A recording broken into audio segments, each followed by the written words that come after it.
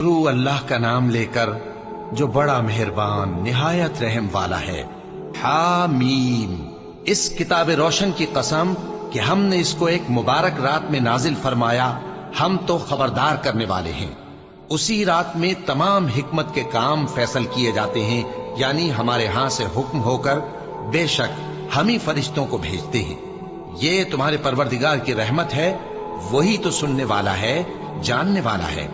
आसमानों और जमीन और जो कुछ इन दोनों में है सबका मालिक, बशर्ते कि तुम लोग यकीन करने वाले हो। उसके सिवा कोई माबूद नहीं।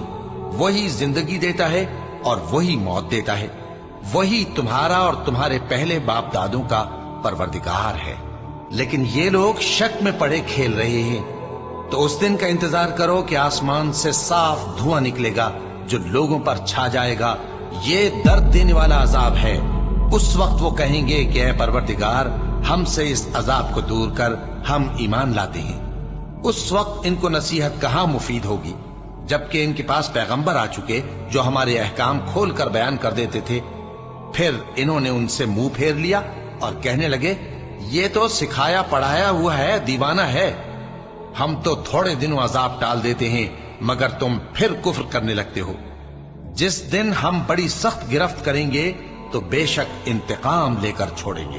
और इनसे पहले हमने कौम फिरौन की आजमाइश की और उनके पास एक आली कद्र पैगंबर आए, जिन्होंने ये कहा कि अल्लाह के बंदों यानी बनी इसराइल को मेरे हवाले कर दो, मैं तुम्हारा अमानतदार पैगंबर हूं और अल्लाह के सामने सरकशी न करो। मैं तुम्हारे पास खुली दलील लेकर आया हूं और इस बात से कि तुम मुझे संसार करो, मैं अपने और तुम्हारे परवरदिगार की पनाह ले चुका हूं। और अगर मुझ पर ईमान नहीं लाते तो मुझसे अलग हो जाओ।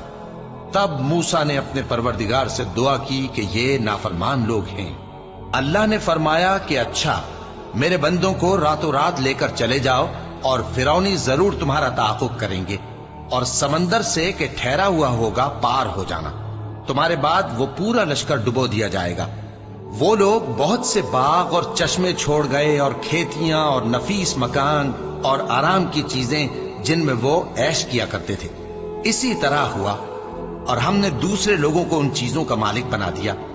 फिर उन पर न तो आसमान और जमीन को रोना आया और न उनको मोहलत ही दी गई। और हमने बनी इसराइल को जिल्लत के अजाब से नजात दी, यानी फिरौन से। बेशक वो सरकश और हद से निकला हुआ था। और हमने बनी इसराइल को अहले आलम में से इल्म की बुनियाद पर चुना था और उनको ऐसी निशानियां दी थीं जिनमें खुली आजमाइश थी। ये लोग ये कहते हैं कि हमें सिर्फ पहली दफा यानी एक बार मरना है और फिर उठना नहीं। बस अगर तुम सच्चे हो तो हमारे बाप दादा को जिंदा कर ला। भला ये अच्छे हैं या तुब्बा की कौम और वो लोग जो उनसे पहले हो चुके हैं। हमने उन सबको हलाक कर दिया, बेशक वो गुनाहगार थे। और हमने आसमानों और जमीन को और जो कुछ उनमें है उसको खेल के लिए नहीं बनाया। उनको हमने तदबीर से पैदा किया है, लेकिन अक्सर लोग नहीं जानते।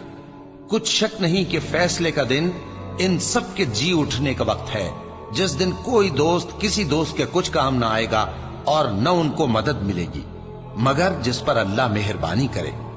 बेशक वही गालिब है, बड़ा मेहरबान है। बिलाशुबा थूहर का दरख्त गुनाहगारों का खाना होगा, जैसे पिघला हुआ तांबा। वो थूहर पेटों में इस तरह खौलेगा जिस तरह गर्म पानी खौलता है। हुक्म दिया जाएगा कि इसको पकड़ लो और खींचते हुए दोजख के बीचों बीच ले जाओ। फिर उसके सर पर खौलता हुआ पानी उंडेल दो कि अजाब पर अजाब हो। अब मजा चख, तू बड़ी इज्जत वाला और सरदार था। ये वही दोजख है जिसमें तुम लोग शक किया करते थे। बेशक परहेजगार लोग चैन के मकाम में होंगे, यानी बागों और चश्मों में बारीक और दबीज रेशम का लिबास पहनकर एक दूसरे के सामने बैठे होंगे। वहां इस तरह का हाल होगा और हम बड़ी बड़ी आंखों वाली हूरों को उनकी बीवियां बना देंगे। वहां अमन और इत्मीनान से हर किस्म के मेवे मंगाएंगे और खाएंगे और पहली दफा के मरने के अलावा मौत का मजा फिर नहीं चखेंगे। और अल्लाह उनको दोज़ख के अजाब से बचा लेगा। ये तुम्हारे परवरदिगार का फजल है, यही तो बड़ी कामयाबी है। हमने इस कुरान को तुम्हारी जबान में आसान कर दिया है ताकि ये लोग नसीहत हासिल करें। बस तुम भी इंतजार करो, ये भी इंतजार कर रहे हैं।